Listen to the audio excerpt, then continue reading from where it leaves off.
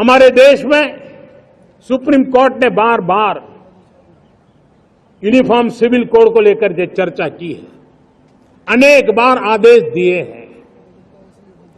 क्योंकि देश का एक बहुत बड़ा वर्ग मानता है और उसमें सच्चाई भी है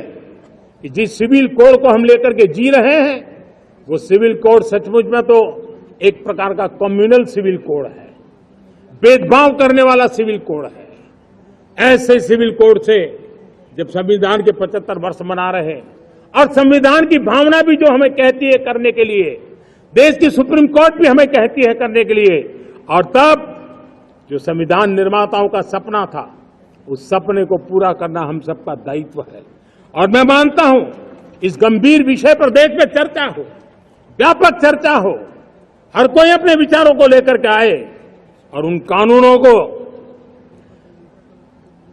जो कानून धर्म के आधार पर देश को बांटते, जो ऊंच नीच का कारण बन जाते हैं, ऐसे कानूनों को आधुनिक समाज में कोई स्थान नहीं हो सकता है। और इसलिए मैं तो कहूंगा अब समय की मांग है कि देश में एक सेकुलर सिविल कोड हो। हमने कम्युनल सिविल कोड में 75 साल बिताए हैं, अब हमें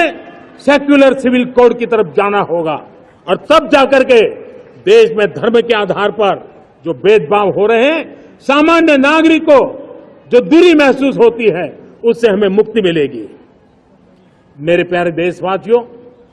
जब मैं देश में एक चिंता हमेशा कहता हूं, परिवारवाद, जातिवाद भारत के लोकतंत्र को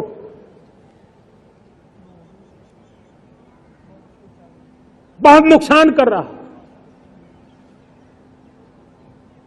देश को, लोक राजनीति को